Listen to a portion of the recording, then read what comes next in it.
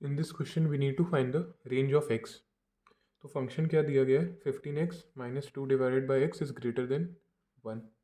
ठीक है, हम प्रोसीड करते हैं। हम इसमें ही सीखेंगे कि अगर आपको कोई फंक्शन दिया गया है तो आप उसकी रेंज कैसे कैलकुलेट कर सकते हैं।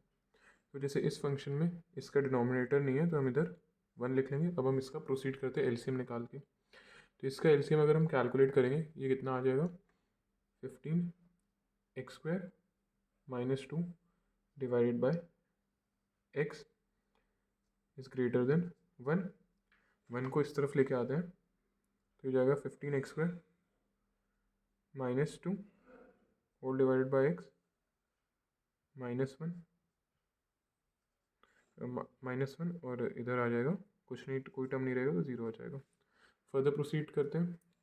एक्स का भी इसमें भी एलसीएम ले लेते हैं तो ये हो जाएगा 15x² minus 2 minus x divided by x is greater then 0। अब ये x इधर चल जाएगा, अब 0 से मल्टीप्लाई। अब देखो, अब मेन चीज़ इधर ही आती है। इतना टर्म कैलकुलेट हो गया ना, ठीक है। अब हम x को ना इधर से डायरेक्टली सेंड नहीं कर सकते। हम अगर उसको दूसरी तरफ भेजें ऐसे डायरेक्टली, ये डायरेक्टली अगर हम भेज दें तो ये गलत है। क्यों गलत है?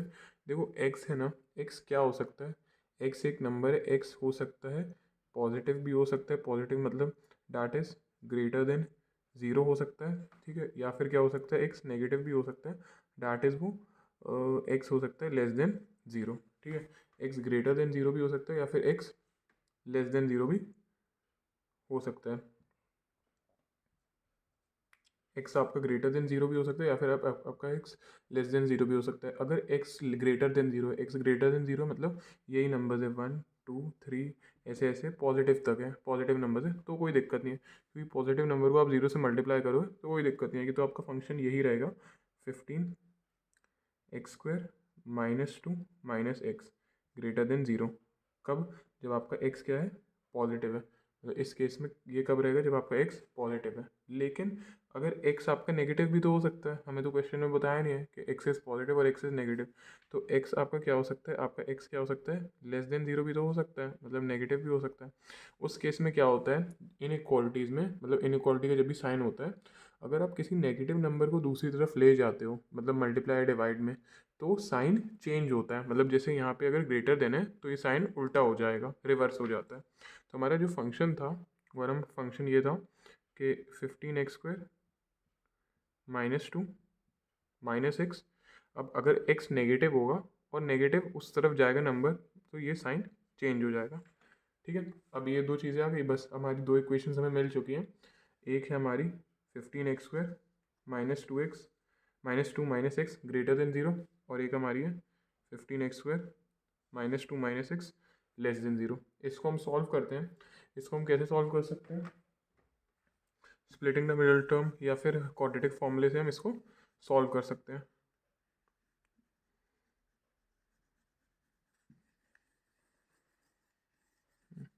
इसको सॉल्व करके देखते हैं कि x की क्या वैल्यूज़ आ रही है। इसको अगर हम सही से लिखेंगे तो फंक्शन हमारा ये होगा 15x² माइनस एक्स माइनस 2, ठीक है। दोनों के लिए सेम ही फंक्शन है, बस लास्ट का साइन डिफरेंट है, किसी में ग्रेटर देन और एक में लेस देन है। इसको जब सॉल्व करेंगे तो फॉर्मूला होता है -b plus minus b² minus 4a और c। 2 मिनट, आपको विजिबल नहीं होगा।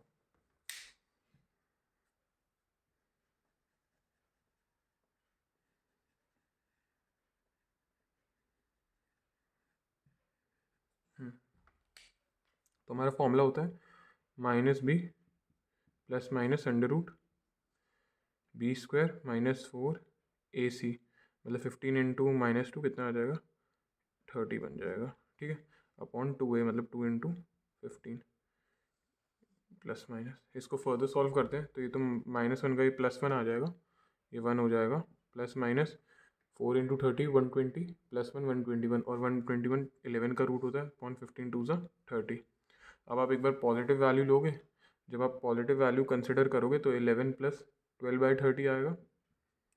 12/30 कैंसिल आउट करोगे इसको तो 6 2 ज़ा 12 और 6 5 ज़ा 30, ठीक है। एक बार ये आएगा और जब आप इसकी नेगेटिव वैल्यू कंसिडर करोगे तो -1/3 आएगा जब आप इसकी नेगेटिव वैल्यू कंसिडर करोगे। ठीक है, तो अब जब देखो ये फंक्शन है, एक बार x की वैल्यू 2/5 आ रही है, ठीक है, एक बार x की वैल्यू 2/5 आ रही है और एक बार x की वैल्यू 1/3 आ रही है। x एक बार है हमारा 2/5 और x एक बार है हमारा -1/3। क्या इस केस में जब x की वैल्यू हमने x पॉजिटिव कंसिडर किया था, ग्रेटर देन 0 था, क्या यहाँ पे x की वैल्यू 1/3 -1/3 आ सकती है? नहीं आ सकती है, यहाँ पे x की वैल्यू -1/3 हो ही नहीं सकती। तो यहाँ पे x की वैल्यू क्या है? ग्रेटर देन 0, मतलब ग्रेटर देन 0 कौन सा नंबर है? स्टार्ट ही कहाँ से हो रही है? 2/5 से। कहाँ से स्टार्ट हो रही है? 2/5 से, और जाएगी कहाँ तक? 2/5 से इसकी रेंज स्टार्ट होगी और जाएगी कहाँ तक? इन्फिनिटी तक। जाएगी कहाँ तक? इन्फिनिटी तक। और ब्रैकेट इसमें ये लगेगा क्योंकि 2/5 इसमें इंक्लूडेड है। ठीक है, अब इस फंक्शन में भी जब x लेस देन 0 है तो भी यही वाली कंसिडर होगी, यही आंसर्स होंगे। तो इसमें क्या 2/5 हो सकता है? नहीं हो सकता 2/5, क्योंकि x की वैल्यू हमने क्या मानी है? लेस देन 0, और ये तो भाई ग्रेटर देन 0। तो इसलिए इसका जो लास्ट वाला टर्म होगा वो होगा -1/3 और उसको इंक्लूड करेंगे और ये जाएगा -इन्फिनिटी तक। तो ये आपकी x की रेंज आ गई। x की रेंज क्या आई?